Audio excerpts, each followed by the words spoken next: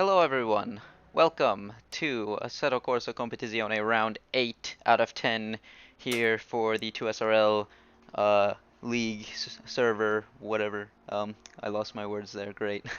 um, but welcome all, it's Triton, and today I am joined by a co-commentator, finally. Please give a warm welcome to Mr. Mills, aka Clones. Hello, everybody. Okay, Pleasure to be here. Yeah. thanks for having me here, Triton. It's my pleasure. It's going to be interesting to see what it's like on this side of the track rather than on it. Yes, of course. So, speaking of which, we are getting going for qualifying here. So, unfortunately, this week we do not have any, or we don't have any graphics or any hot lap videos or anything. So we're gonna do this all here manually, so to speak. So, if you did not watch last week in Zandvoort and you do not want spoilers right now, I suggest you take a look at that and get caught up there if you've been following, because that is a very, very interesting round, so to speak. So, essentially, the breakdown was this man right here. Let's find him in P7 right here, Mr. Ruben van den Hudding. Absolutely bossed the race from lights to flag, pretty much, and was unchallenged in his home race to take the win in the Netherlands. But one of the main stories was our championship leader at the time, Hugo, had a malfunction with his steering wheel and unfortunately from P2 went off the road and was unable to finish because of mechanical issues, so to speak, through no fault of his own. So the championship is wide open, but a little bit less wide open because Hugo is unfortunately not here today. He is taking part in the F1 2020 Invitational for SLR and GRL, which was supposed to be streamed alongside this, but is going to be uploaded to the EGL channel instead due to lack of stream, but we do have a recording for that, so stay tuned for that. If you are subscribed to the channel, it will pop up afterwards. But other than that, we should still have a very good battle here today because Mr. van den Hudding here isn't back in the championship contention. We have Mr. Sam Chumley in the McLaren as well, who is going to be launching a championship, or trying to reclaim his championship lead. And also, is Tim Novak here? I don't believe he is, actually. So, this is going to be a little bit less, it's going to be a two-way battle, if anything, for this championship, I believe now. So, not as exciting as we could have had it, but losing two championship contenders to not showing up. But it is what it is. So, hopefully we have something to watch here, regardless. So, anyways, Spa-Francorchamps, a very interesting track. Jack, you would know more than I would from driving it in the games. How would you describe it, or how would you feel? Well, from my perspective, I'd say it's one of those tracks where it's a very rewarding track to get right, but it can be quite difficult to nail some of these corners. Especially as you would expect the run through Eau Rouge and Radeon. For some cars in this field, that is going to be flat and it's going to be quite easy to do so, whereas some of them you're really going to have to thread the needle, so to speak, as you shoot these cars up that hill. As we ride on board here with Timo, we saw him go through the source, hit the brakes at the 100-meter board, flat through Eau Rouge there, and now through Radeon as well, keeping it pinned on the throttle as he comes down the Kemmel straight and reaching one of the highest speeds you will in the GT3 cars this season. As the curve starts here, he's going to brake hard into second gear, try and thread his way through the Le Comte chicane, I believe it is, and through the third part there, run wide on the curve, take as much as you can now as we come up to Rivage or Bruxelles off Camber corner here. And very, very easy to understeer and mess up the racing line here as we come and get the exit down, pin the throttle, downshift here for No Name corner, the famous no-name corner. Run as much curb there as you can, and now approaching one of the more terrifying corners of the track, Puan. Double downshift here, thread the car through, not flat out like it, or not almost flat like in an F1 car, but a little bit more precarious in the GT3 cars, but still committed nonetheless as he reaches the sign there for Fania chicane. Hit the apex there, take curb, misses it a little bit there, doesn't run the curb, but runs wide there to get the best exit possible. Now through, I believe Stavilo there, or I might be mistaken. Run wide on the curb there. This is Stavilo, yes, my apologies. Run wide there. The curb sticks out in the F1 game. In this game, it does not, thankfully, like in real life. So it's a little bit less scary. And now, pin the throttle for the third sector here. Coming through, up to Blanchimont, flat through. In these cars, it's a little bit of a lift for Timo to make sure he gets the car rotated. And now up to the bus stop chicane. Hit the brakes hard, one of the harder braking zones here. And just nails the apex there. And gets on the throttle, runs a little bit wide there. And this is going to cross, he's crossing the line there. That is a 2 minute 20.1 that puts him P5 at the moment. So, that is my makeshift hot lap, as Jack mentioned there. Some cars are going to be taking Eau Rouge flat and Radeon as well, but some cars are going to have to lift through Eau Rouge to get the run through Radeon proper. But in the meantime... That is a blistering time there sat by Chumley already. Yeah, 2 minute 18.5. That is... He's already put himself a clear second away from everybody else already. Yeah, Karsten as well puts in a very strong time there, 3/10 off of Chumley there. Karsten, for those who have watched the stream, I mentioned time and time again, in my opinion, one of the better drivers on the grid, very fast. It has come into contact a couple times, but a lot of them were not his fault, or a good amount of them are not his fault. I know in I think it was Misano nearly taking the lead at the race before getting hit from behind, and then doing a fantastic recovery drive. So Karsten, one of the guys to look out for. We have a reserve, Mr. Robles in P3 at the moment, ahead of one of the forerunners for the championship, Vanden Hutting. Ollie Stryker in the back is P5, and Nico Veldman P6. So all to play for here in the midfield, so to speak. There's not much time between P4 and P8, so let's see what happens there. But this will be interesting to watch. I know we don't really have a big grid, but we should still have. I mean, last week we didn't either, and look at the race we got there. So all to play for here as Milos goes P2 in the Ferrari. So if I can pull up I'm gonna try and pull up the standings here. I don't know if we have them updated or not, or they should be updated. Actually, they're not, but I believe it is. I think it's either Novak or Chumley in the lead of the championship. My apologies, I don't have it, but I will get that to you guys next week for sure. But at the moment, the times are starting to tumble a bit here. We have 6 minutes to go. Veldman puts in P5. Robles drops down to P6. And Miller's still on the front row at the moment. 2/10 almost down. As Chumley actually improves to a 2 minute 18.4. So looking very blistering at the moment in the McLaren.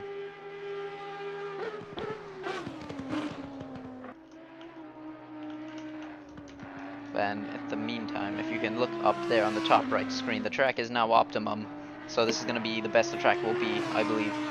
We don't have any wind either, so that's also going to help. And the track temperature has gone up a bit since practice. I know in practice there was a lack of grip, so to speak, especially through corners like Puan. I saw a lot of drivers spinning off there.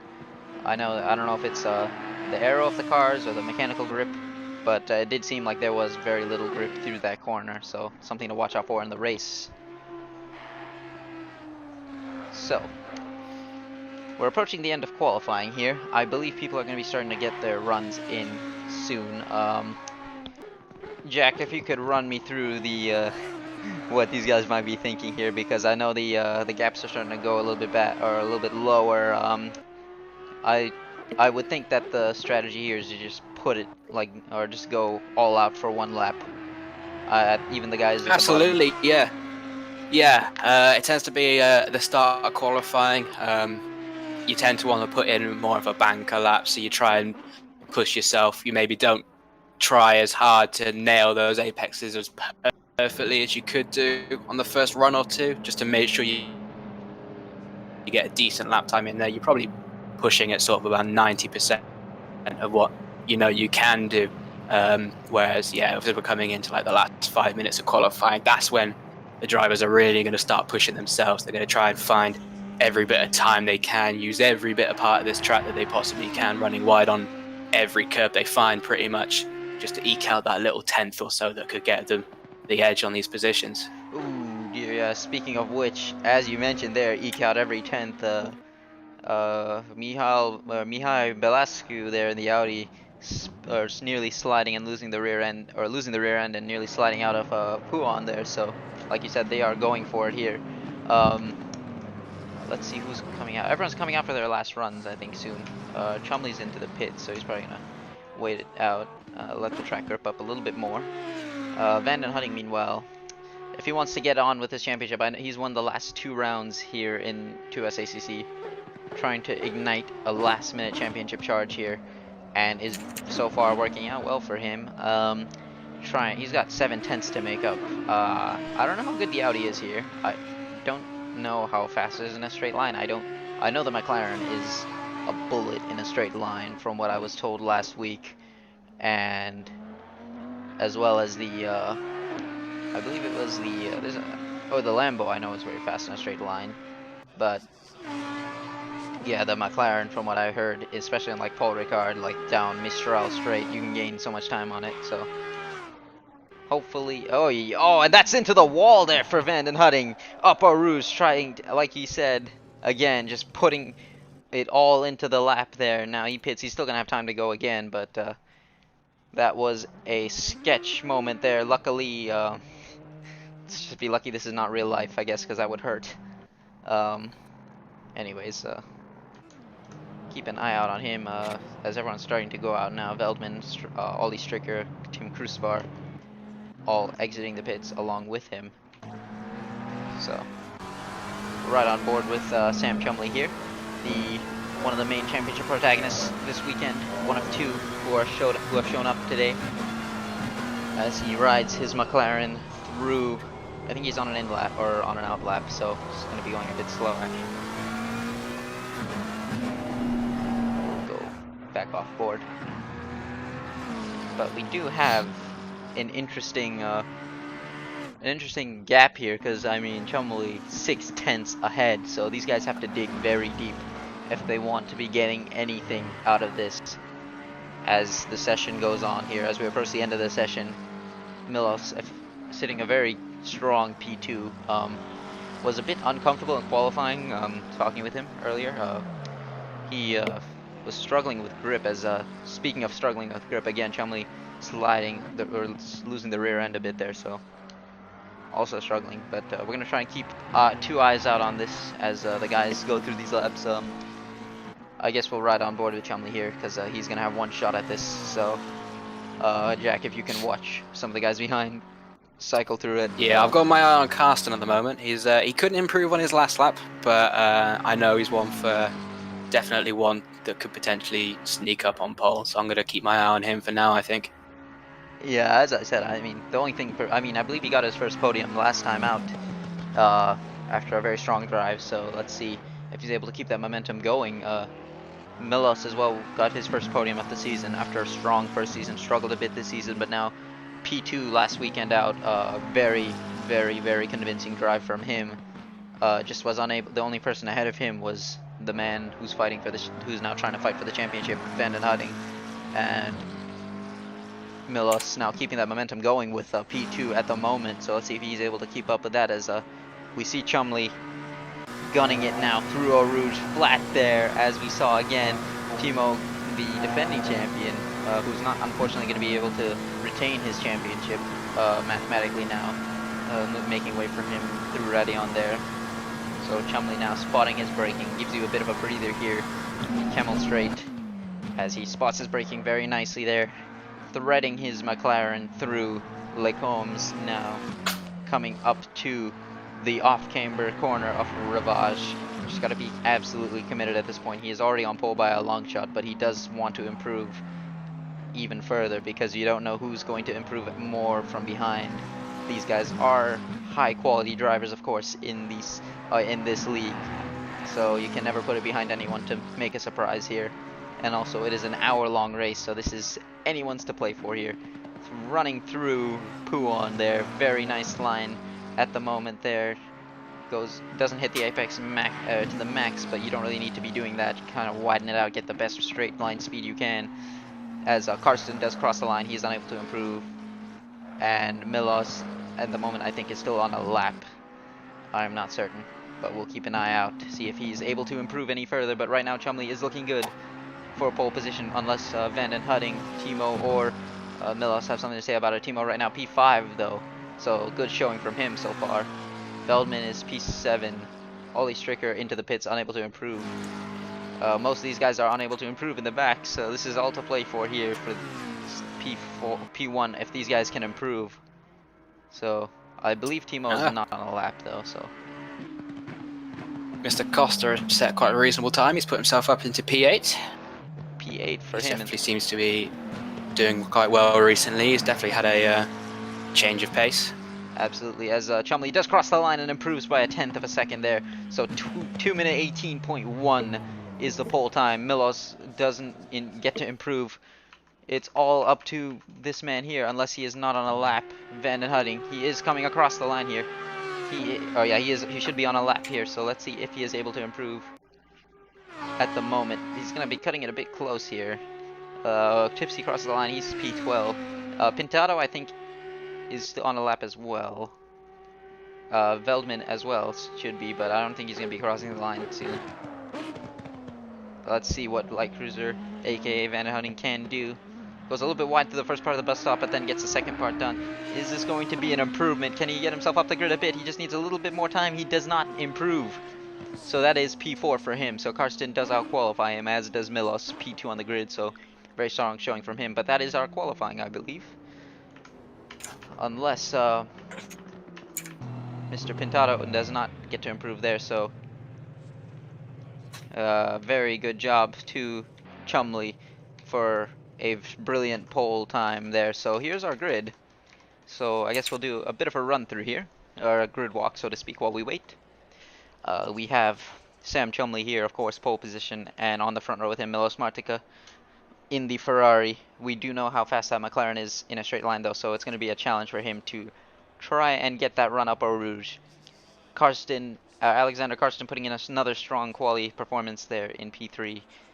Van den Hudding P4 behind that as well. Timo Brown, our defending champion, or Season 1 champion, will be P5, and our substitute for today, Alex Robles, I believe his name is Alex Robles, forgive me if I messed that up, but Mr. Robles is P6, Nico Veldman P7, and Pedro Costa is P8 alongside him.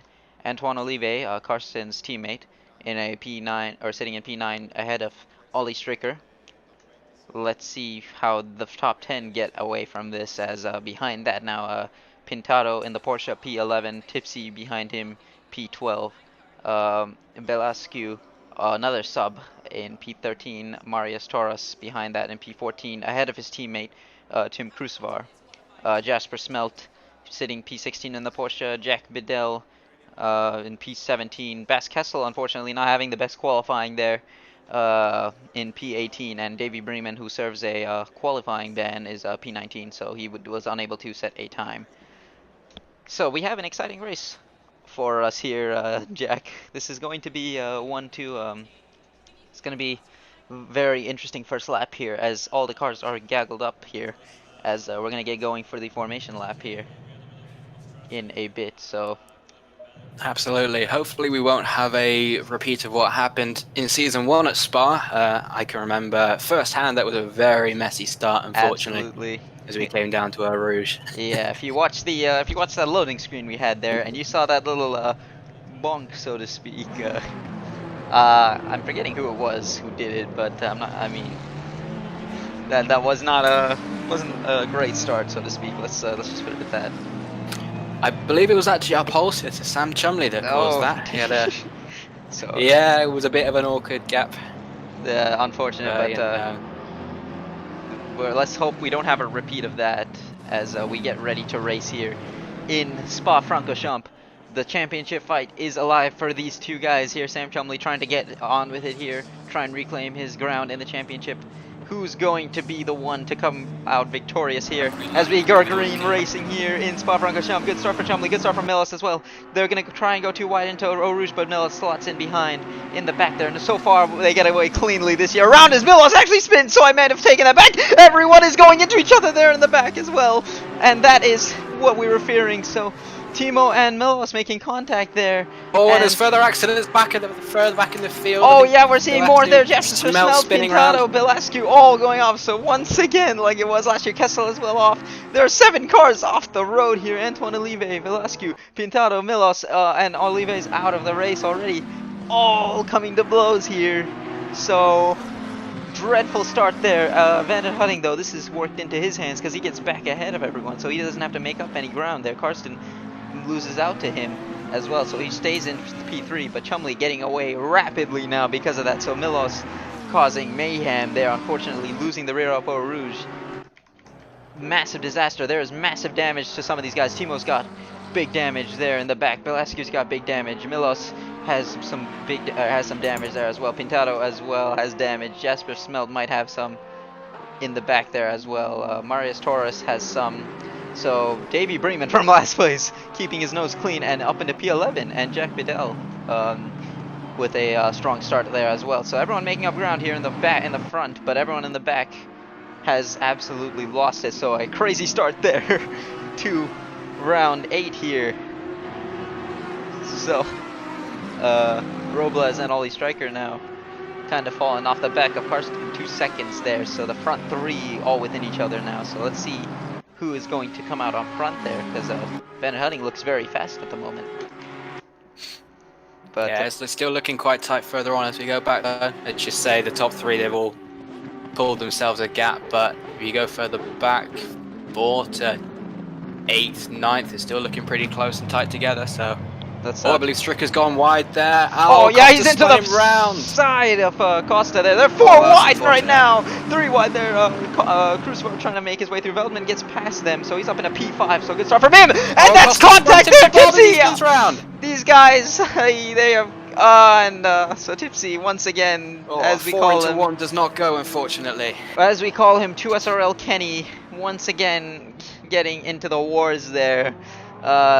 Hopefully he gets away with it. He might not have too much damage there. It didn't look too bad, but Tipsy, unfortunately, every single time with him, I know he is the crowd favorite. Unable to get away cleanly there. So right now, Ollie Stryker and Nico Veldman are fighting it out there. Down Eau Rouge, Ollie Stryker with the superior straight line speed does get ahead there of Nico. So very good start from him. He's up in a P5. Veldman falls back down to P6. He's got a bit of damage on the front there, I can see. So he's made a little bit of contact there, but he still seems to be fine. Crucibar as well makes up a lot of ground there in the McLaren. Up into P7, his teammate, or Chumley's teammate there, Pedro Costa, doing a good job in P8. So this is going to be good for the constructors, because since Hugo's not here and Milos having a dreadful start, already out into the pits. I don't know if he's out of the race or not, but that is a big disappointment for the constructors. So, I mean, there's going to be some choice words from the Ferrari team principal, so to speak, after this. But yeah, right now we do have a 3-way fight for this race, for the race lead at the moment. So this is going to be something to keep an eye out on, as well as an eye out on the back there, because we got all sorts of chaos and carnage going on here 4 minutes into the race. So the race cannot be won on 1 lap, but it can be lost in 1 lap, as we see here. So right now Jack Bedell up in a P8 now, so looking very strong there in the Aston Martin from Lord Raghunathan's Racing Force. So very good job from him. Nico Veldman though fighting it out with Ollie Stryker, getting ahead back up front here for P5, but these two are not done with each other yet. Let's see if Ollie is going to try and have a run here through the bus stop chicane. He is unable to do so at the moment, but This is looking very tight now. But up front here, I'm going to try and keep a slight eye out on Van den Hudding here, putting all sorts of pressure on Sam Chumley for the race lead in the Audi there, sandwiched between the two McLarens of Chumley and Karsten. And they have made a very massive gap behind. So everyone's coming out of the pits now, but they're all a lap down. So this is a big disaster for Milos. Front row start to disaster, showing how quick the tides can turn here. So oh, and Costa's lost it as he's gone up over Radion. Oh yeah, I see that. He took a slightly shorter line, and it just didn't quite work out for him. Unfortunate there. Look at the gaggle of cars here behind. Everyone struggling through the mighty Spa-Francorchamps there. Like, I think that's that's Pintado down, or a lap down. He's gonna have to make way for these guys. He's getting blue flags as well right now. So this is gonna be a long afternoon for him, as well as the guys behind, such as Antoine Olive, who's yet to make his mandatory pit stop. Jesper Smelt, with the damage, is holding his own in P10 there, but everyone in the back there, of course, having major issues.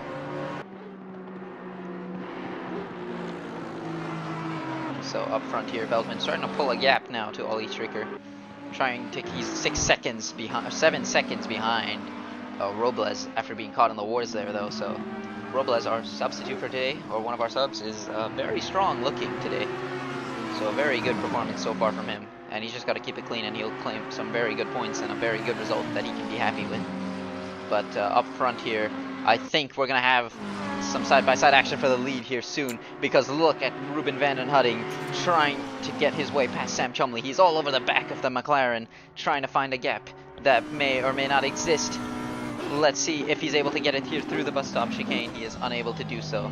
But look at that, he is all over the rear diffuser of the McLaren. And Karsten likewise is on the back of him, so this is going to be one fight here. But you can see Chumley is a little bit slow in a straight line. I think Van den Hudding might be running some sort of a different setup, because last week out, or maybe, I don't know if the Audi, how good the Audi is in a straight line, but I know that the Bentley last week out was unable to deal with the straight line speed of the McLaren. Almost to the end, it took Tim Novak to overtake Chumley. But look at this run here, trying to maximize it up. Eau Rouge gets a little bit wide there, Van den Hudding, and that's almost into the wall there, but held very nicely. But that's going to give up P2 potentially, and yes it does, because Karsten takes advantage of that and makes it too wide there, gets ahead into the before the braking zone of Lecombe chicane, and that is P2 for Karsten. So it's a McLaren 1-2, different teams, but same car there, as he gets a little bit squirrely there and is not giving this one up. So we do have a fight here, goes a bit wide through the last part of Lecombe's, now through Rivage here. They're going to go too wide, try and go wheel to wheel. Around the outside goes Van den Hudding, but unable to make it stick. Karsten holds his line there. Brilliant racing from these two. Robles now is into this fight as well in the other Audi. So we have two McLarens, two Audis, but one giving pressure right now, the other one catching up. So this is all to play for here. 10 minutes into the race almost. We have got a serious battle on our hands here. But Chumley, this is what he needs. Van den Hudding cannot afford to make mistakes like that and lose out, because one mistake and it's over in these cars. Look at the gap already. Look how much he's pulled it. So, as you know, Jeff. Yeah, I was speaking to Chumley a little bit beforehand, before the race. He said he's changed his setup slightly from what the others might be running. He's opted to go for a slightly raised rear with his to offer a bit more stability through the corners, but of course that compromises his straight line speed. So we'll see how that plays out for him, I imagine.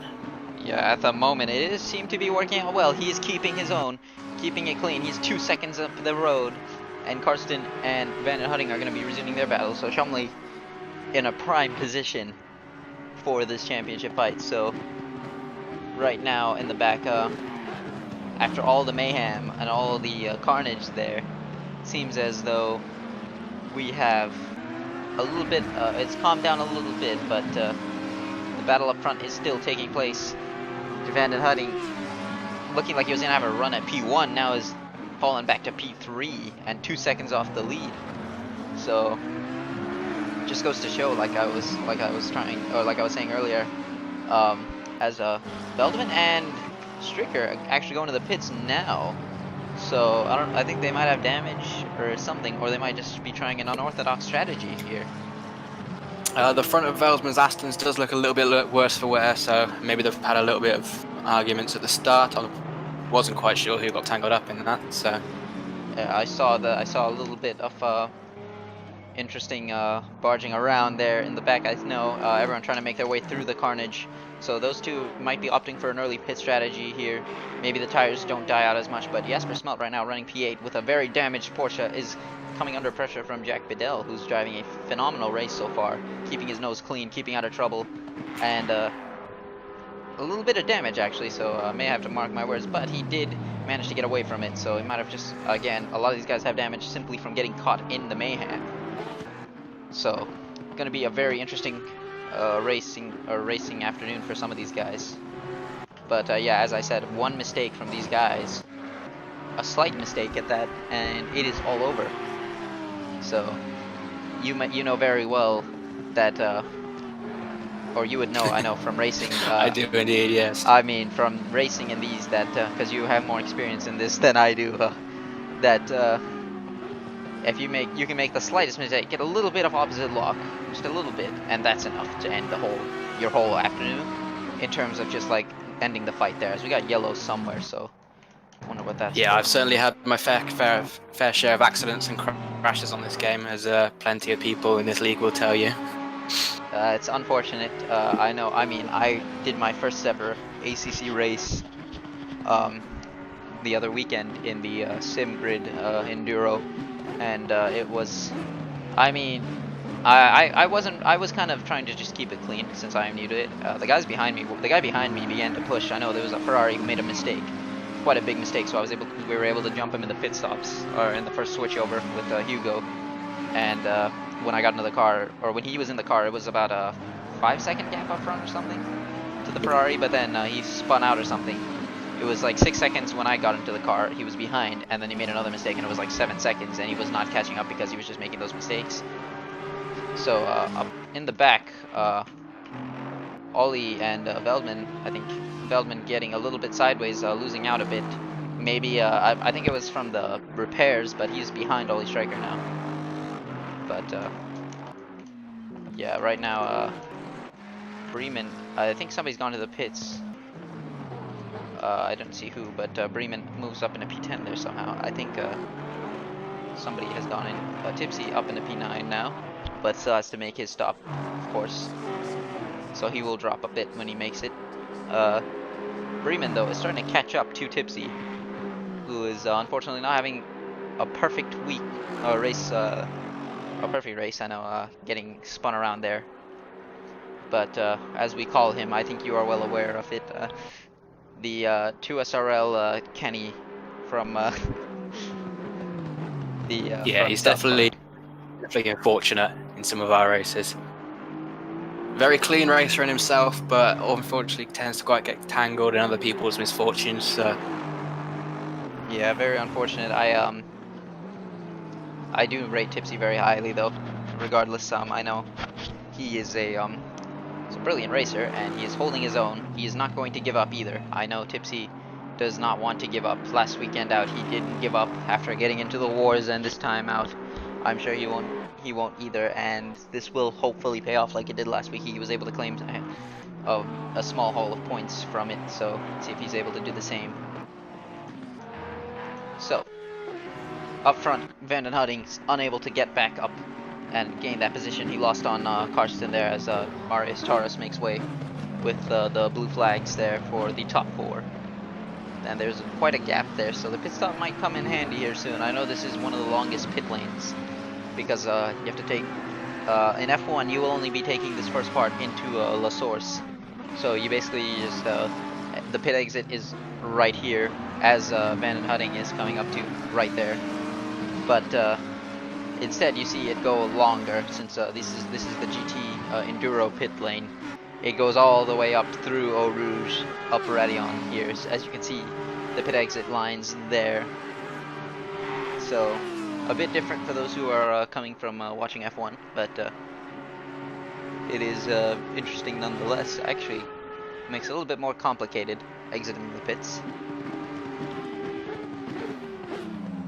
But meanwhile, up the front here, the gap is starting to come down, so Chumley is starting to lose a bit of ground here. Karsten is pushing on, so he might be looking at a race win here. As Van den Hutting, oh, Yes. that is a little bit of a mistake as well again, onto the gravel, but I don't think he lost too much time from it. He's definitely showing his speed here, Karsten. I think he's taken about 2/10, maybe a quarter of a second a lap on Chumley, so maybe give him a couple of laps and I'm sure he'll be right on the back of him. Yes, absolutely, and of course, once we, as you mentioned, Chumley may not be running the fastest setup in a straight line for the McLaren. We don't know what Karsten's running, but regardless, he does seem to be very feisty indeed and looking very rapid. So we're a quarter of the way through the race now, and we've had all sorts of mayhem and carnage happen, and a lot of people losing out, a lot of people gaining. So we're gonna have a very unusual result here, I think, but this is gonna be one to watch out for. So we're just gonna keep an eye out on this. As ooh, that is, I think I'm lagging. Oh dear. Okay, we're good, I think now.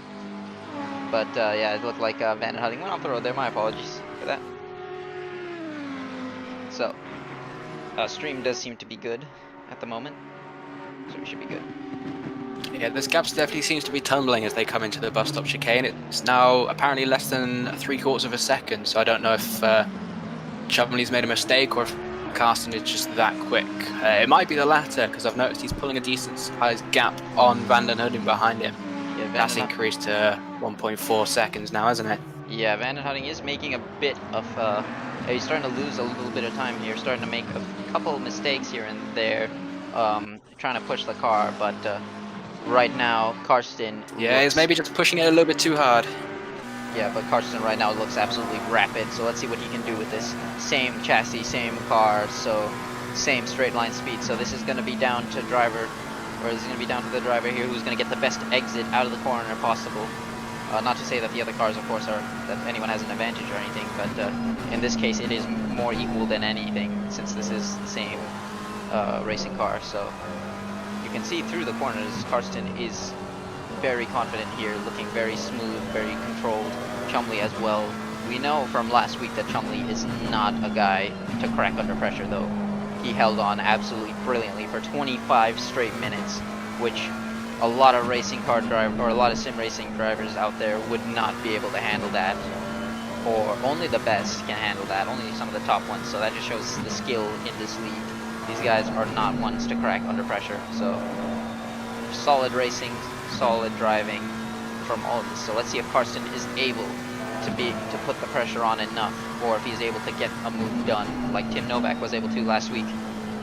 Especially in Zandvoort of all places, you know, it's very easy to put the pressure on and mess up from pressure, but look at this. Now these guys are doing fantastic. So right behind him, Van den Hutting is falling a little bit behind, so this is looking good for him at the start, but it's falling a little bit down as Chumley goes a bit wide there out of Stavilo. So that's gonna be possibly a warning for track limits, but possibly also just gonna be causing a bit of nightmare for him, because Karsten is all over the back of him. As he goes a semi-defensive here almost, that looked like there, but you can see this is all going to come down to who gets the better run out of these last couple corners, or out of the first few corners here of the lap, because Karsten is looking very good. So out of La Source, you're going to have to maximize the amount of straight line speed you can get here. So let's see what happens here. This could be decided here through La Source almost, but Chumley does seem to be holding his own. Yeah, we've still got some action further back too. Chumley's teammate Costa's slowly bringing this gap down on Jack Bedell in the Aston Martin there, so we'll see if he can get a sniff anywhere. It's definitely looking closer to different parts of this track, so. Absolutely, we're going to keep an eye out on that, but right now Karsten is in the slipstream. Is he going to be close enough to make a move? He is right on the back of Chumley, but not able to do it here. But this gap has come lower and lower and lower until now. It is very close for this race win. Karsten, I have rated him very highly. I have nothing but good things to say about him as a driver. I haven't seen him race too much wheel to wheel, but he is holding his own here, taking a nice tight line through No Name, or through Ravage as he comes up to No Name. That's might or might not help him. You take multiple lines, of Oh, and course. Costa's made the move through La Source. Oh dear. Bedell is tucked in right behind him as they go up the Radion complex. So that's him up into P7 now.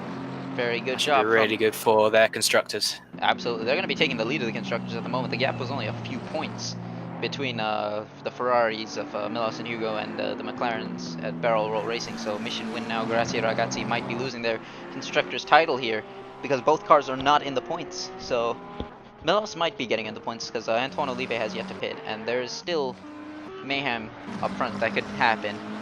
But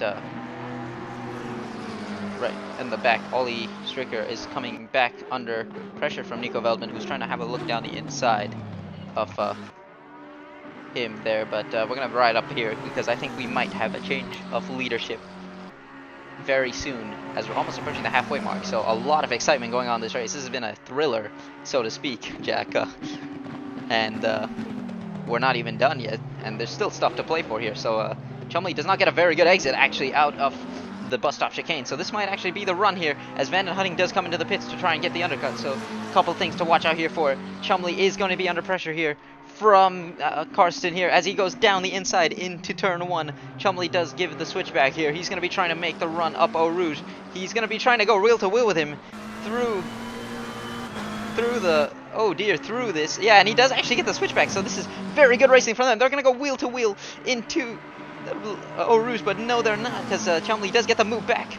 Let's see what Karsten's able to do here. Very good racing from them too now. Let's see if the slipstream is powerful enough for Karsten to reclaim the lead of the race. He lost out in Misano. He's going to be trying to reclaim it here.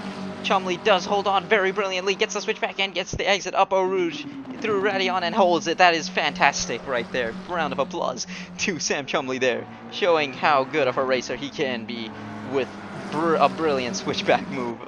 This is what we want to see. Strong racing and brilliant racing there from our championship contender here. And we're going to keep an eye out. That was a nice clean move there, isn't it? That's what we like to see in these kinds of races. Both of them giving each other enough space, but still having a fantastic battle.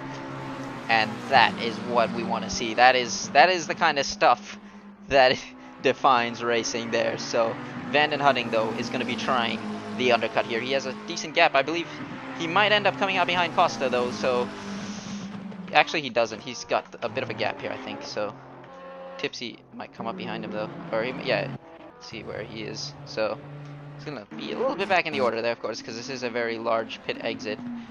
So Karsten, though, is still not done with this. He does look to be the faster of the McLarens right now. Seems to be very racy indeed, so it's looking like a matter of time before he can get this race lead, unless Chumley still has something to say about it. Because, I mean, he's driving fantastically at the moment, but so is Karsten. I hope you guys are enjoying this racing, because we're not done here, almost halfway through. So, Karsten putting the pressure on, piling it on to Sam Chumley here. But let's see if he does something similar. It seems like he wants to run up Eau Rouge, because he does seem to be faster there, trying to get the straight line speed. So Chumley, though, I don't think he'll have to worry about it for the time being. To ride on board here with Karsten trying his best to try and find a way through.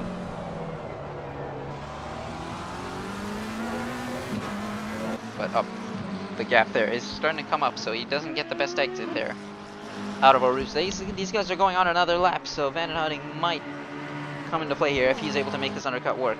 So everyone in front of him still has to make a pit stop. We'll have to see where this fight comes up, because they're almost halfway through. So, and also in the back, keeping an eye on the gaps. Veldman unable to still get ahead of Ollie Stricker, so still all to play for. These guys are going to get a bit of an interesting undercut here, but it is all to play for. In the front there as well, I see a gap. I see a fight going on there. We'll have to go up front here. I think that is actually them. They're almost a lap down, but that's because they've made their pit stop.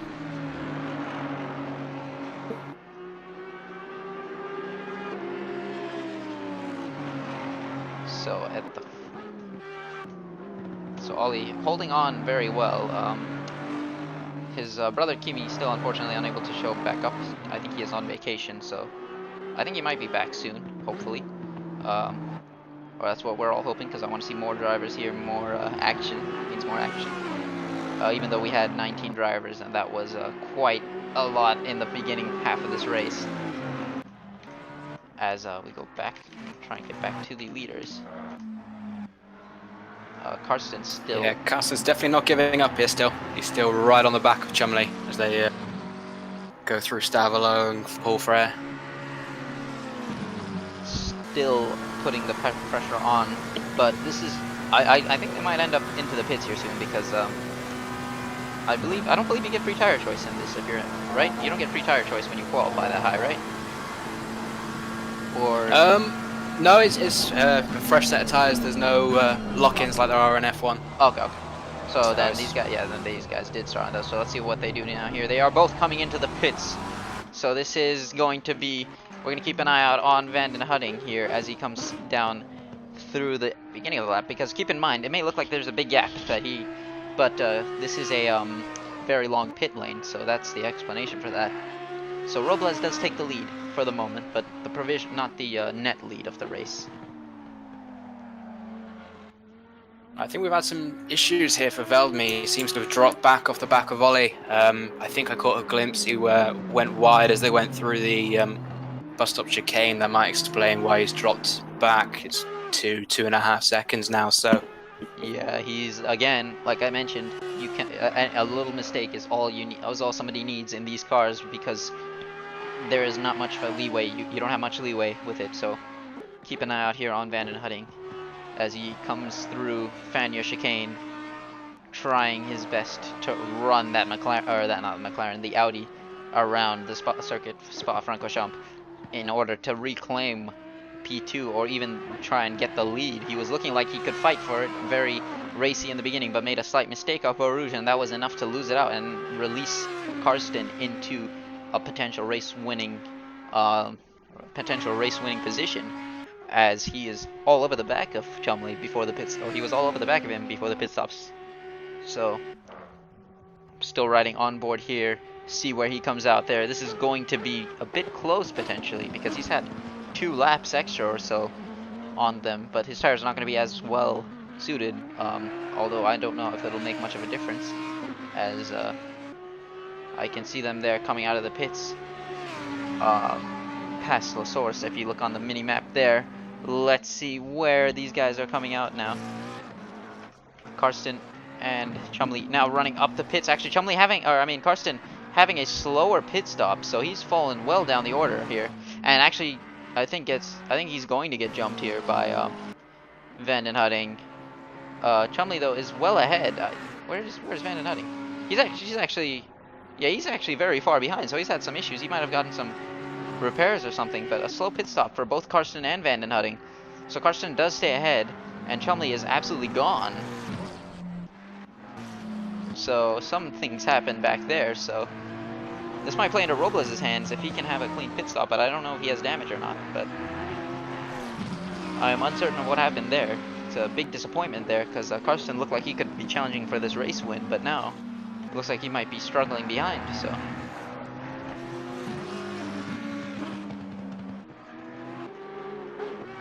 Tipsy meanwhile does pit as well.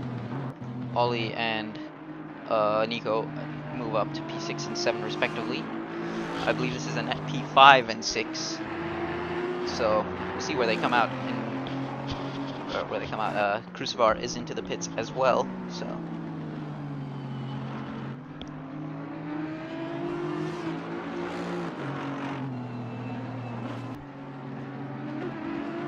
oh dear. Okay, that's actually a mistake from Ollie, going wide there through No Name and through Ravage, making a mistake. So Nico does get that place back. So that's a net P5 for him, I believe. So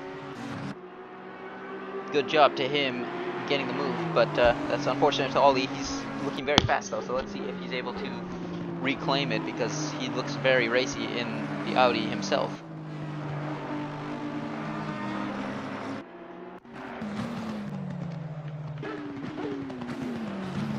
I've got my eye on Vanden Hutting at the moment. He seems to be glued to the back of Karsten's McLaren at the moment. Yeah, Of course, Chumley's taken way off into the distance, hasn't he? So we'll 6 seconds. see how this battle for P2 plays off. This could be detrimental to the championship. We have 2 rounds to go here, and I will pull up the calendar soon, as I usually do. But Karsten gonna have to hold on very valiantly if he wants to still have a chance at this race win. Chumley, meanwhile, 6 seconds off the road, but Van den Hutting, let's see how fast he is and if he can close that gap, because we do know how fast Karsten is, but as we are halfway through this race now, 6 seconds can come down in a matter of time. It's all, again, one mistake is all it takes. So, see how Chumley fares in this part of the race. As Karsten now is coming under quite a bit of pressure here from Van den Hutting, so we will have to see. As is that Chumley going slow there? I think he made a mistake there. He's made a bit of a mistake. He's losing time there. What's happened there? He's actually falling back behind Karsten. So something's happened to Chumley there, and now he's lost out to the lead. And now, what happened? Well, what's happening? He's going very slowly. Van den Hutting is actually going after him now. So is he having problems there? But I don't know what happened. Did he make a mistake of sort? He made a mistake, I think, and he's fallen down. So Karsten takes the lead of the race. So 6 seconds, like I said, it was all to play for here, and that is it for Chumley, potentially, because now Karsten has made a little bit of a gap, and Van den Hutting's all over him. So, like we said, it could have been 30 minutes is, and 30 minutes anything can happen, and let alone 30 seconds anything can happen. So there it is, guys. A change of events, if I've ever seen one. I don't know if there's an issue or if there's something wrong with that McLaren, but Van den Hutting now is putting the pressure on, and is he going to go wheel to wheel with him through Blanchimont around the outside, through the flat out corner there? He's not going to do it there, but look at the speed he's got, and Chumley is struggling. Karsten is pulling away now, and this is not helping, so Van den Hutting's going to have to send it potentially, or he's not going to do it here, but Chumley's struggling now for grip, or struggling somewhere, so something might have gone wrong for him there. He made a mistake, I think, somewhere. I don't know if meanwhile, through all that action, we've had Stricker taking Veldman's place again. I think that was roughly through the Les Combes section. I believe Stricker had a beautiful run down the Kemmel Straight, tucked right into Veldman's slipstream and made the most of it there. Oh yeah, Chumley, something's happened to Chumley. He's off the road and might be out of this race. So he's pulling over. Is that it? Yeah, that's it for Chumley. Something has happened. So he's trying to get it going. Are we thinking technical issues in real life, or is he? I'm thinking technical issues. Yeah, he might be having a similar to Hugo. Last week it was Hugo. This week it's Chumley. 2 championship contenders in 2 weeks. Does he have a puncture or what? As he's trying to make way there for these guys. Yeah, I don't know what happened there. Alexander Karsten takes the lead, as we mentioned, and Van den Hutting 1.5 behind him. Ale, I think it's Alex Robles, has moved up into P3. Ollie Stricker and Veldman are now up into P5, and Kruisvaar into P6. So, big disaster there for the team for Barrel Roll Racing. Pedro Costa running P9, gonna be P8 if Chumley is unable to fix whatever's happening here. He might I'm be definitely calling technical issues on this one. Yeah. I can't see any damage on his car at all, so I think he's had some issues with his equipment. Yeah, he's trying to get back up to speed right now, but P7, this was looking very good. So Milos is only going to be claiming 1 point, but this is the damage limitation, if anything, as now the fight here is going to be for P4 between Ollie and Nico because of that issue, and Kruisvaar is also behind there. As actually not anymore, because he spins out of Puon, and he's going to get it going. Chumley gets back ahead, so Chumley makes up a little bit ground at P6, so Kruisvaar unfortunately spins out, but thankfully does not hit the wall, so he's back down into P7. And Jasper Smelt is coming after him now in the Porsche, trying to go wheel to wheel with him into Fania, but disappointment there for Kruisvaar, as Jasper Smelt does manage to potentially get ahead here around the outside of Blanchimont, or of Stavelo, I mean, here. And that is the move done. So Pedro now catching up to these two. But A lot happening here in this race. This is a very dramatic, very exciting race here in Spa, but Veldman not done here with Ollie. These two looking very racy with each other, battling very brilliantly, so see how this battle goes down. Just as I said, Krusvar was in this fight. He is out of it, so still in the race, not too far behind, but not in the position he wants to be in, unfortunately.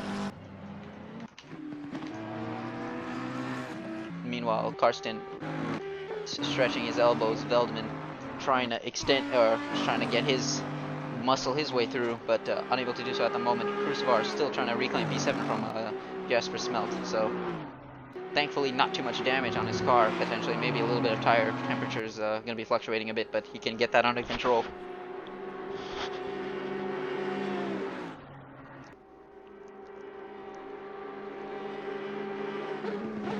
So I'm unaware of what happened there with Chumley, but that is massive disappointment. He was 6 seconds in the lead of the race there. Looked to be all over, but now he's down into P6, and he's lost a ton of time on that. So that is very disappointing and very unfortunate for him.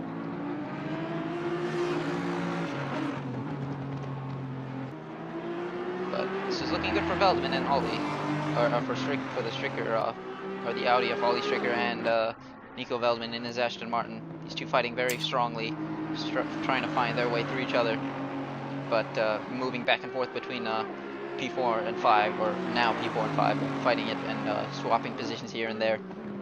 As we're 20 minutes left almost in this race, so that's a third of the race to go, almost, and it has been nothing short of insane, or nothing short of insanity here. So quite a good christening race for Jack here, I would say. Very absolutely, yes. So while we're watching this, I'm gonna pull up the calendar. So this year, thankfully, we do have this permanent here for this season. So as you can see, we are 8 rounds in at the Spa-Francorchamps, and the next 2 rounds are going to be DLC rounds here, intercontinental rounds. So we're going to be ending it off in 2 very brilliant tracks, I believe. The almighty Mount Panorama, arguably the hardest track in the game, in Bathurst in Australia, which is actually my home race, because I was born and raised. I was raised here in America, but I was born very close to the racetrack there in New South Wales. So I believe Bathurst is fairly close to Hoxton Park in New South Wales. And then we are going to cap off the season, which has been nothing short of insane, and an absolutely brilliant season of racing in the mighty Suzuka circuit in Japan. Easily my favorite racetrack in any game, hands down, because that is a brilliant racetrack to drive, without a doubt. So let's see now. Veldman's still unable to make his way past make his way past Ollie, as Krusvar trying to launch a fight on he goes a bit wide there, nearly cuts the chicane on Jasper Smelt. All over the place, that car, so he's struggling for grip right now, Krusvar. So he's got to calm it down a bit, get his rhythm back, and figure it out, as behind that, Mr. Tipsy Bob is racing his best out here, and up in a P11 after a bit of a poor start there, coming into the wars, unfortunately, through no fault of his own. And Marius Torres is going to be under pressure soon, potentially, in P10.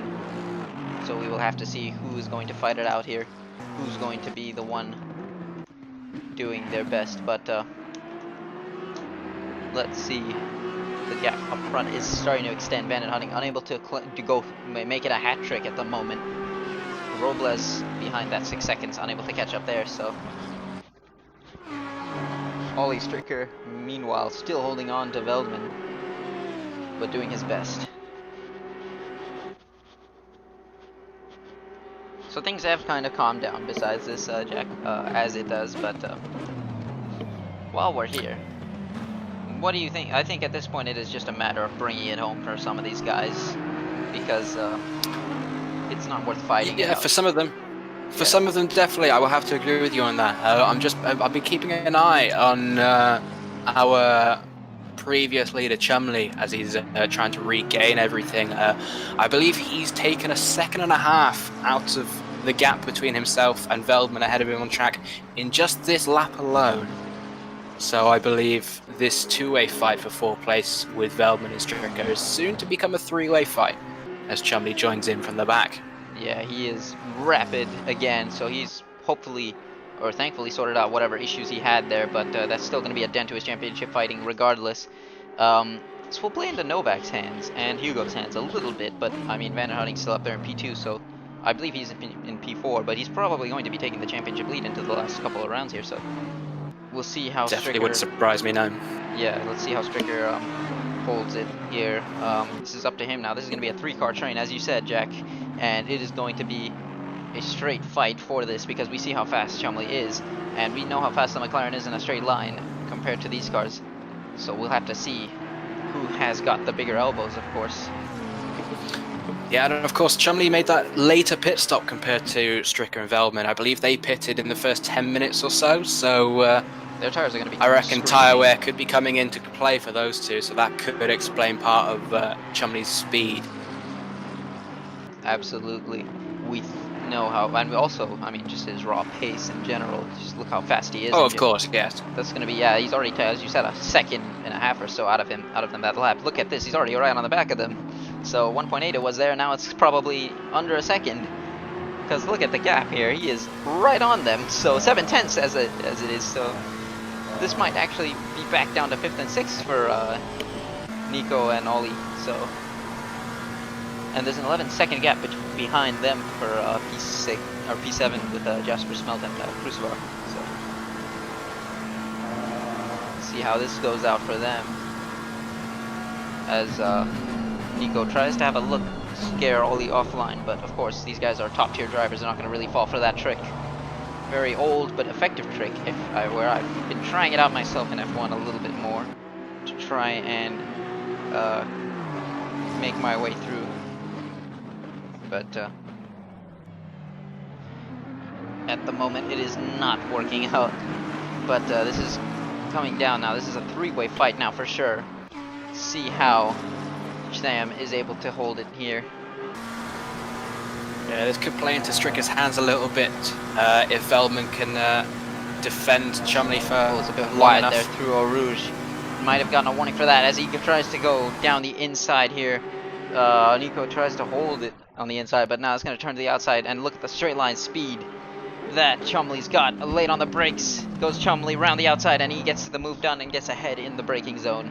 Very nicely done. So Nico is going to have to hold onto the back of him, and look how fast Chumley is though, making his way back up the field. But 33 seconds is going to be, he's going to have to make up 33 seconds in 17 minutes, which is a very high asking order considering how fast the top three have been. So that's probably going to be his, like I said, in his best interest to get ahead of Ollie and then just pull a gap and then keep it. Not overdo it and not overdrive the car, just do what he needs to do because he's already showing the speed, he's already showing the talent, and he's already showing the commitment. So all he just needs to do is show the patience, which he has done already, which he is already doing. So this is all to play for here for him and reclaim P4, which would be a very solid result after falling back there to P7 or P8 even. I believe it was P7 because Crusoe unfortunately spun out.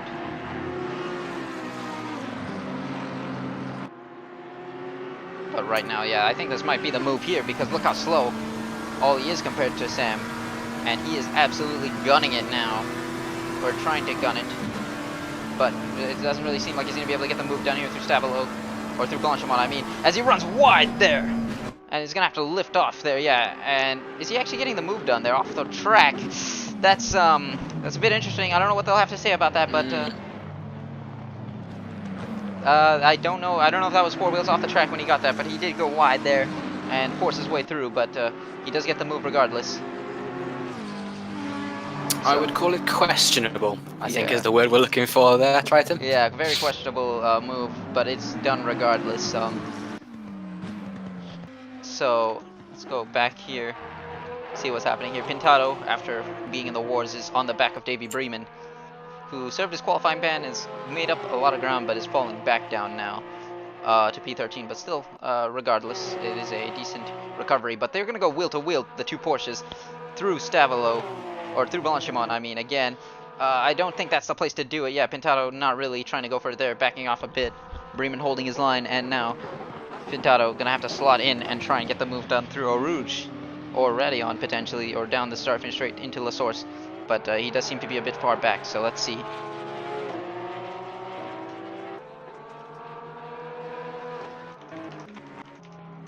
Alright, back on board. Oh, we've just had Crossfire take Smelt over into the Lecom complex. Must have had a very good run up the Camel Straight to do that. Missed that unfortunately, but that is Crucibar back up in P7 after spinning out and losing P6. Judging by Chumley's speed though, I think he would have had him potentially, but back here with the two Porsches in P13 and 14 fighting it out. I don't know who's, or I don't think Bremen is going to be losing the position here on this particular moment, but Pintado does look very fast in a straight line at the moment compared to Bremen. So a battle here in the back, but this is still a battle for points regardless. So you can see how much faster Pintado is through some of these corners. Look at this, he is all over the back of him. He's gonna have a look down the inside into Rivage. He is not. Smartly, it is a bit tight of a corner to be trying to have a look through. I would actually prefer the outside there, but not really at that point because you're gonna understeer well off the road. So it's always a struggle. Let's see if Pintado can carry enough momentum into this last part of the race, as we have 13 minutes to go, so almost 10 minutes.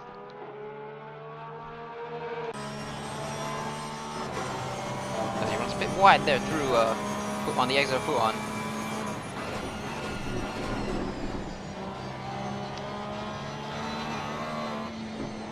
But just still holding his own, trying to just weave his way through here.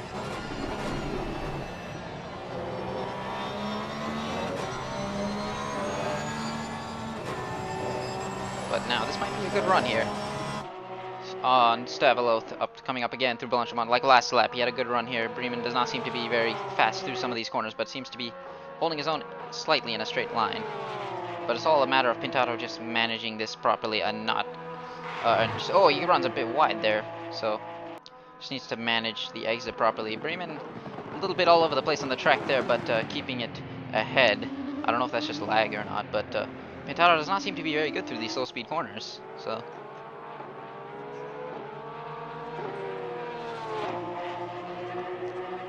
Let's see now if he is able to make his way through into the slow speed of La Source. Let's see if he's able to manage the gap as he loses the rear there. So yeah, that's not going to be happening here. Meanwhile, Tipsy unable to really make grounds on Marius Taurus here as well, who is 2 seconds up the road now. Tipsy struggling in a straight line, I think, mostly because of the straight line speed of the Ashton compared to the McLaren as well, losing a few tenths there on the straight.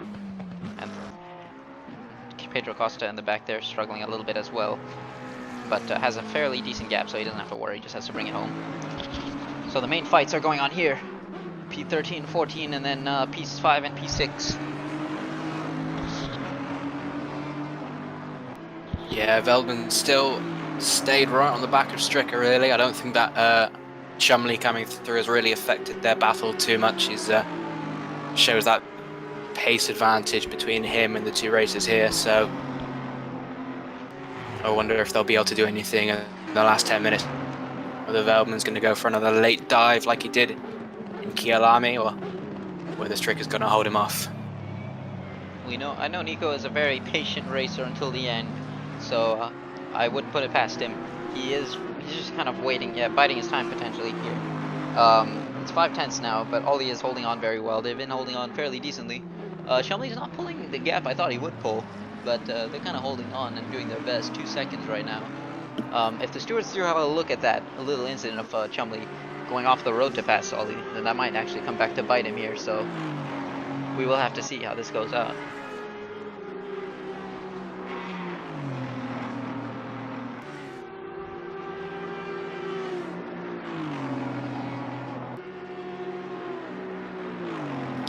doesn't look like there's too much going on as we try and look further back. Chris Farr's pulled a decent gap to smelt behind him, so I believe that fight's pretty much done now.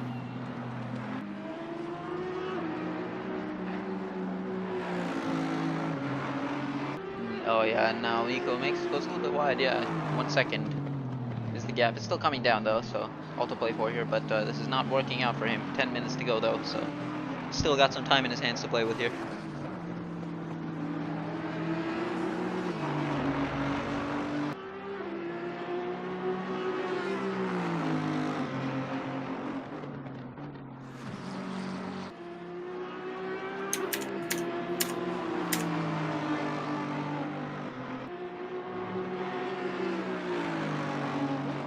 Yeah, I have a feeling it might just be this battle between Strick and Velman that we've got going on at the moment. I can't see any gaps small enough further down the field to speak of any fights. Yeah, it seems like people are just trying to do what they can, keep it clean, bring it home, etc. And right now, Nico does get a very good run though on Ollie, so this might be what he needs, because I think Ollie went a bit wide there in the second sector somewhere, and he's back on him, right on the tail of him in the slipstream. But I don't think this is going to be the move here. He's gonna have to go for it into the bus stop chicane here, I think, if he wants to try it, but he's not really able to. So just gonna have to manage his exit here, try and get as good of one as he can, try and figure this out here. But Ollie does seem to be getting a better launch there, so does not seem to be working for Nico at the moment. No, I know that Aston is pretty good on the brakes compared to the Audi, so it might be that Nico's trying to get his nose in as he comes into the corner and then just can't quite carry the speed through the rest of the corner into the exit. Seems as though, yeah, it seems as though he's just not really gaining in these at the beginning here, and then up the run through Eau Rouge, he is just, Ollie's just getting it away, and then Nico's just kind of pulling the gap back through the second sector. So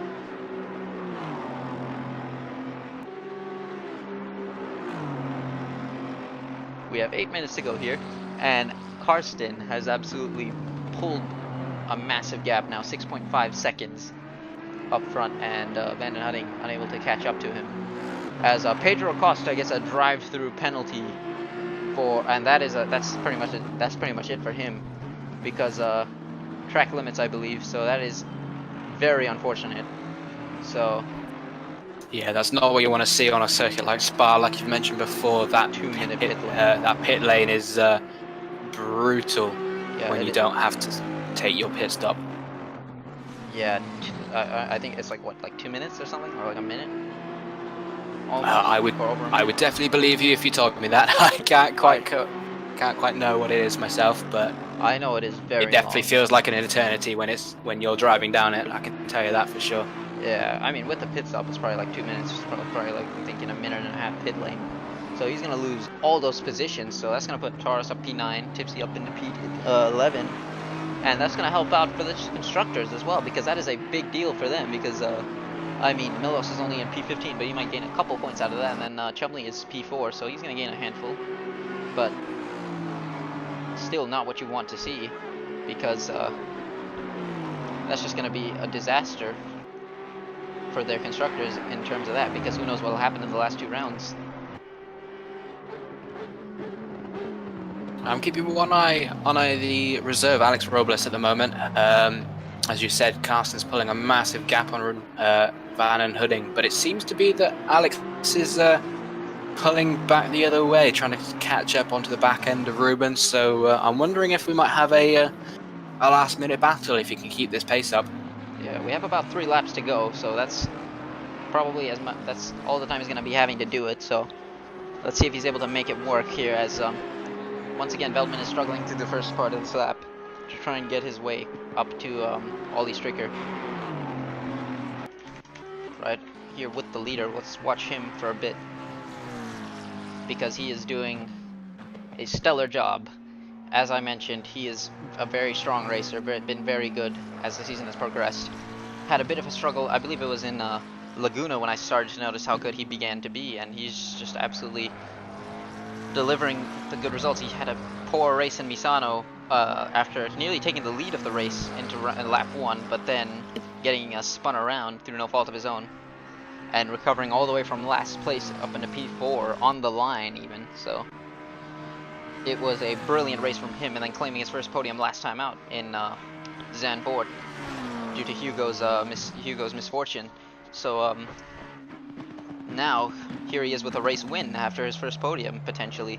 If hopefully I'm not jinxing him, but everything going to plan for him. So this is a very well-earned race win, and hopefully a very celebrated one too, because he will be, I believe, our 5th different winner of the season, or so. I believe the wins have definitely been stacked at the top end of the standings currently. So it'll be nice to see a different winner for once. Yeah, I believe it was Hugo winning round 1 in Monza, then I believe it was Chumley winning the next 2 rounds in Zolder and Silverstone, and then I think it was Hugo winning in round 4 in what was it? I know this. I believe Hugo won round 4, and then Tim won in I think Tim won in Laguna. It was Laguna, and Misano. Hugo won, I believe. So Hugo with 2 wins. I believe Tim Novak with 1 or 2 wins. I'm looking now, 2 wins. Yeah, Tim Novak won round 3 and round 4. So look at the standings. Chumley's only had 1 win currently, but he's had 3 different podiums other than a win, so that's why he's that high up on the standings. Yeah, my apologies. And luckily one of us knows how to. I may have cheated and looked back on the previous standings. So. Okay. But yeah, I mean, yeah. So this will be our 5th different winner for sure. Van Hutting winning the last 2, Chumley 1 win only, then, and Hugo and Tim Novak with 2 wins as well. So wins are this is a very interesting grid. I mean, I know season 1 there were a fair bit of winners as well. I believe it was. I mean, in the beginning, I think Van Hutting won the opening race here in 2S ACC season 1 round 1, and then after that it was looking very strong for Timo, who won a few rounds, and I think it was. And then Tim Novak making a championship surge, and then Hugo winning at the end, and Push even winning in Silverstone. So, and was very strong season 1. Unfortunately, not racing anymore here in season 2. But was a strong racer as well. So hopefully we see him back soon. So we had 5 different winners. I'm sure we will eventually. 1. Yeah, we had 5 winners season 1 as Nico, all over the back now of Ollie Trigger here. Let's see if he's able to get the run here through Blanchimont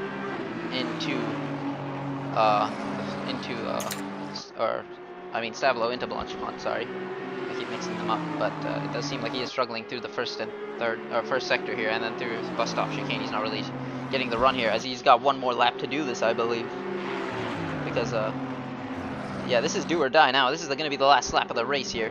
So we'll see if Veldman is able to make the move stick, but here he's going to be trying to maximize his exit here, going a little bit wide, gets a better exit than we've seen him get, but Ollie again is a little bit better on the throttle, but he's a little bit closer now, so keep an eye out on Karsten, as he's well ahead. He's into the we might actually have 1 more lap here, but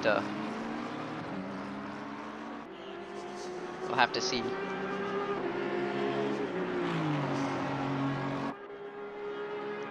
Yeah, I believe Ruben's made some sort of mistake on the last lap. He seems to have lost about a second somewhere. So I think his tires. I don't know if it's close enough. As well. Yeah, I'm not quite sure if it's close enough for Alex to smell blood at all. I think he's under 2 seconds, but I just don't think it's quite close enough for him to do anything yet. Yeah, keep in mind Alex pit about 3 or 4 laps later than or 5 minutes later than Van Hutting did, I think, or so. So a couple laps, but. Up front, I think we might have 1 more lap. Yeah, we're gonna have 1 more lap here. So I'm actually going to keep a closer eye out here. Veldman still piling the pressure on to Ollie Stricker. So let's see if he is able to do it. I don't know if these guys cross the line, depending on the time, I don't believe they're going to be able to do another lap, right? But they're not a lap down, so... Well, Carson's just crossed the line now, so I think we are going to have one more lap after this. Yeah, okay. Yeah. So here goes Veldman, though, down the inside, into the Fania chicane, and Stricker does give it to him. And there's the move for P5 at the moment, but I don't know if that is going to be... if that's going to be it, because again, look how fast Ollie is in a straight line, and also look how good he is through the third and first sector. So still all to play for here. This is all down to Veldman just playing it safe and managing to put his car in the right places here, as this is a last lap battle here for P5 now. So we're gonna strap in for this one here. Keep an eye out here. Veldman, oh, Ollie again, all four wheels off the road there, and he's gonna back off there, I think, and not go for the move there. So actually he does try and scare him a bit, but yeah, that's gonna compromise both of their runs here. But yeah, you can see Ollie does get a good exit there, regardless, compared to Veldman. And Veldman now is gonna have to hold the inside potentially, because Ollie is coming for it, but he doesn't. He gives him the inside line, but he might just try and maximize his exit here, as Ollie does go a bit deep and tries to go. They will bang a little bit there, and as they're coming up towards Oru, so it's going to be whoever yields here. So I think Ollie does have the straight line speed here. This is a brilliant battle here going on. Who's going to yield? And that is Veldman yielding, but he's slotting into him here and trying to get a run up Eau Rouge. Is this going to be enough here for him to get the move done? But up front, I'm going to try and wait and catch him crossing the line here. I hate to interrupt you there, Triton, but I've just noticed that Alex Robres, our guy currently in P3, has actually got to take the drive-through this last lap, so that's it. That's going to drop him right down the order, unfortunately. I'm not sure how it's going to work out on a lap, but...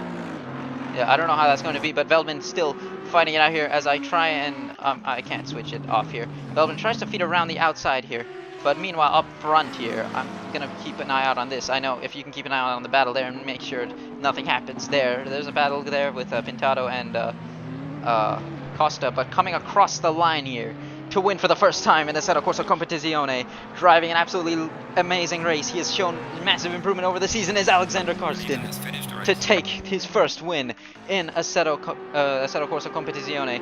Meanwhile, the battle for P5 is not done yet, but Robles might have to take that drive through. He is going into the pits, yeah. So let's see where he drops down to. Chumley might get the podium here, and these two might be in the battle for P5 and 6 now. So let's see who's going to make the move stick here. See if Veldman is able to find his way through. He found his way through in the middle of the lap last time out. Let's see if he can do it again.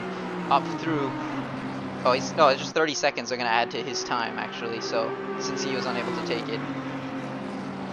So, Robles is going to drop down the order here, potentially. But he might keep P3 or 4.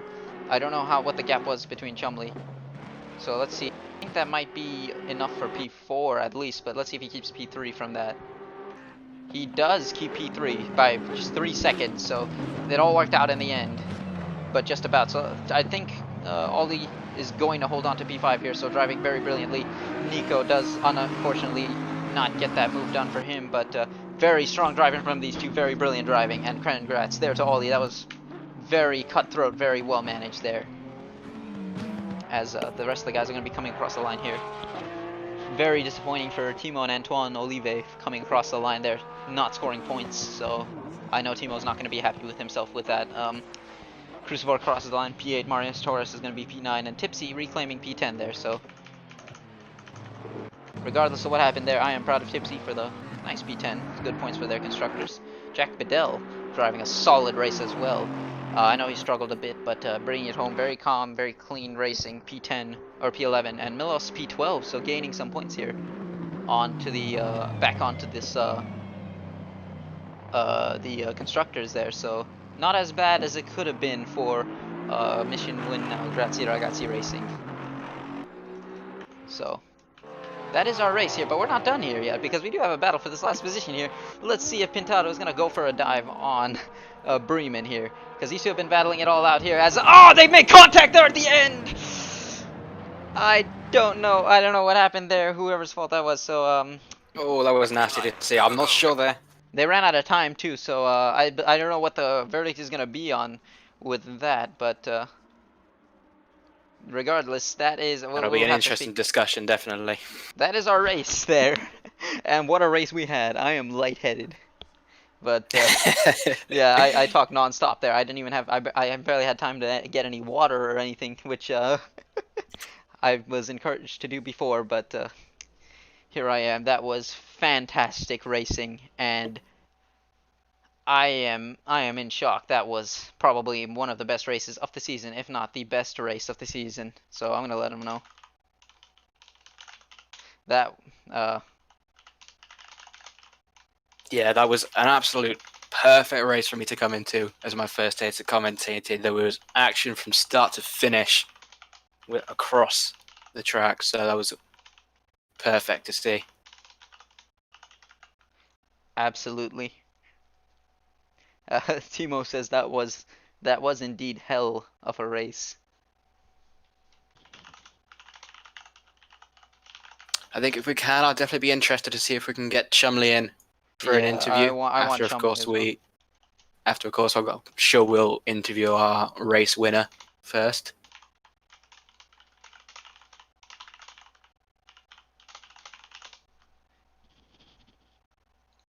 Okay, so I believe Karsten does agree. Said he's coming in. So okay, move him here. I'm gonna put both of them, or I'll leave Chumley there for a minute. But here we go.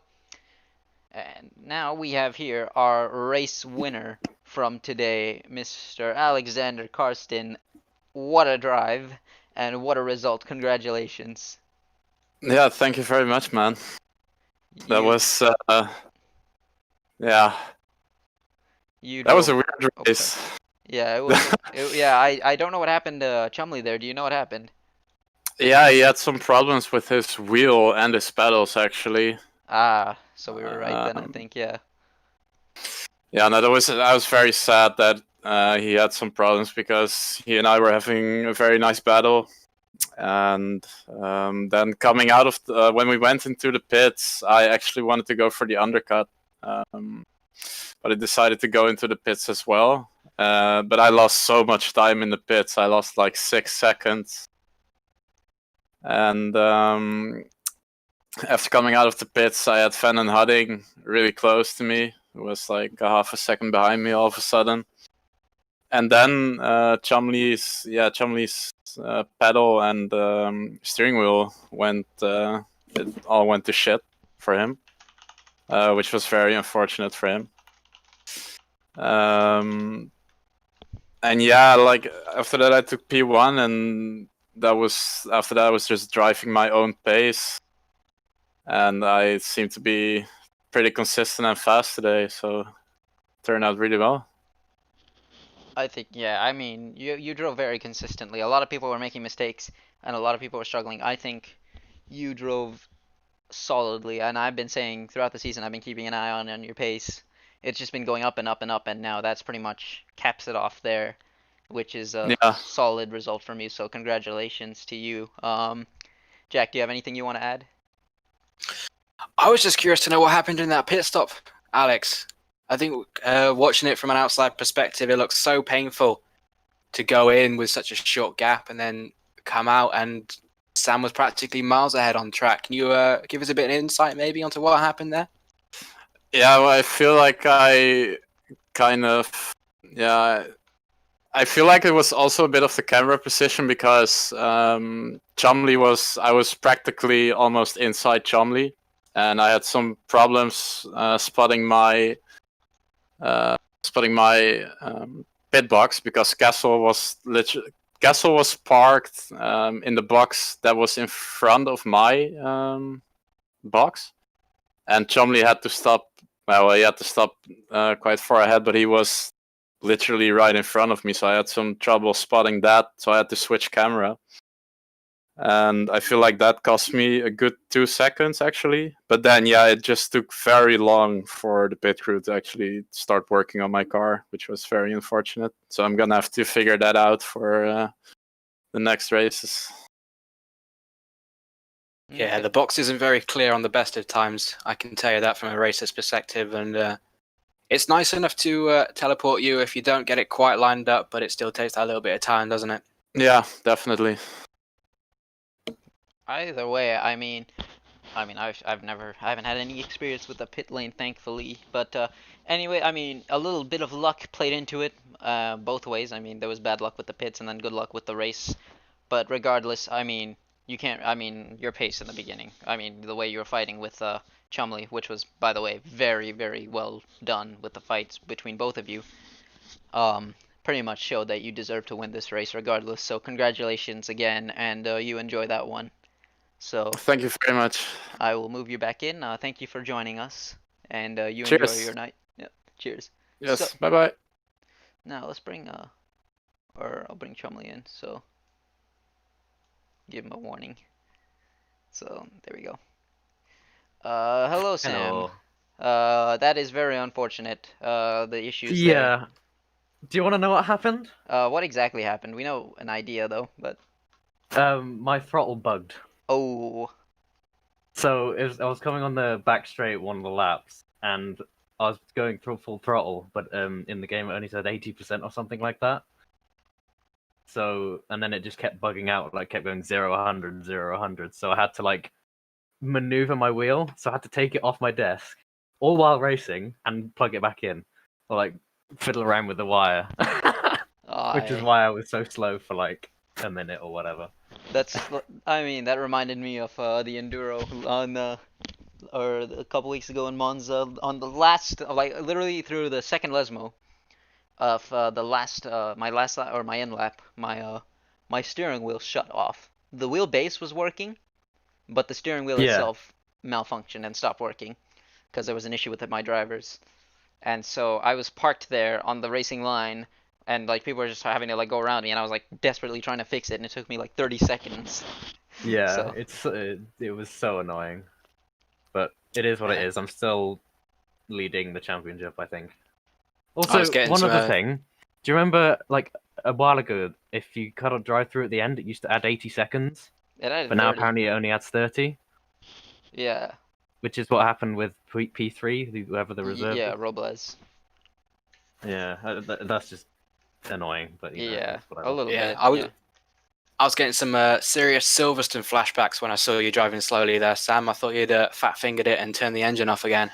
No, don't worry. I've actually changed the button mapping so it's like out of the way, so I don't fat finger it anymore. Smart man, smart man.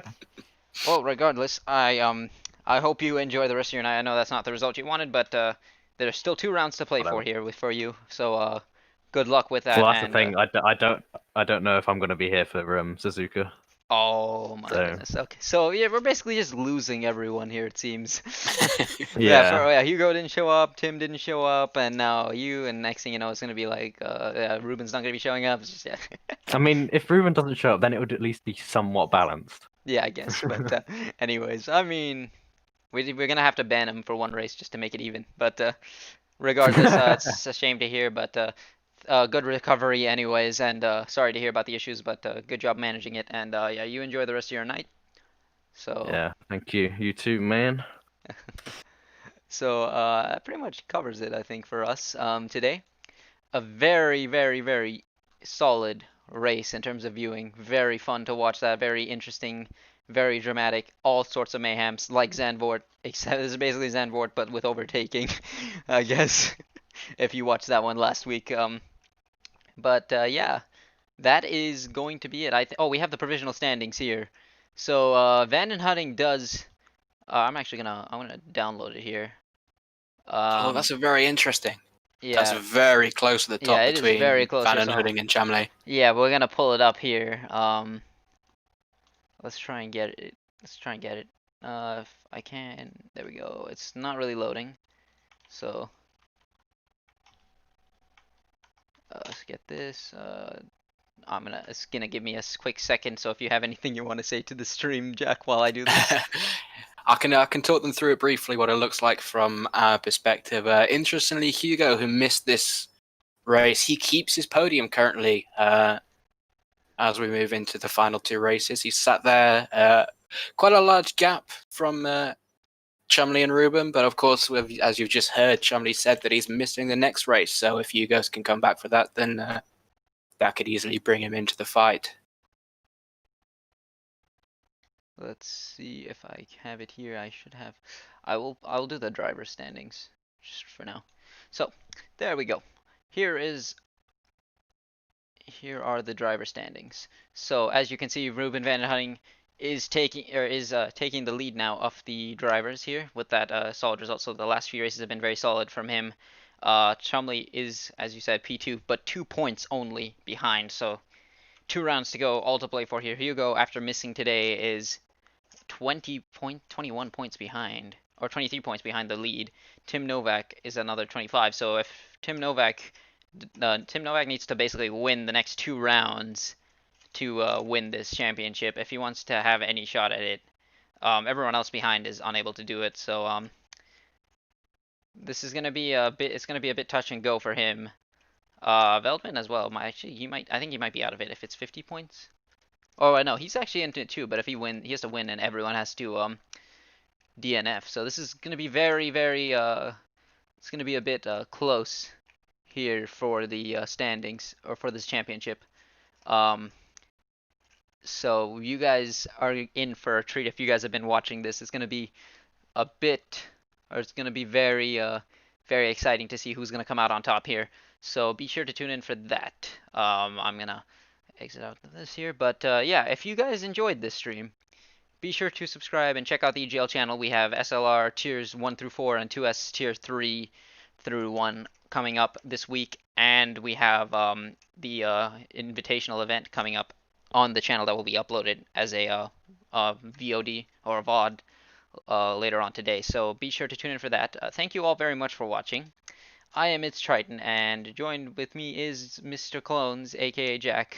Thank you very much for having me, or for joining me today. I appreciate that. It's been a pleasure. And I hope I've been good enough to step up to your standings of commentating. you did perfect. You did absolutely fantastic. Don't worry about it. But yeah, thank you all for joining us, and we will see you next week in Mount Panorama in Bathurst. So tune in for that, and thank you all for watching again. See you then.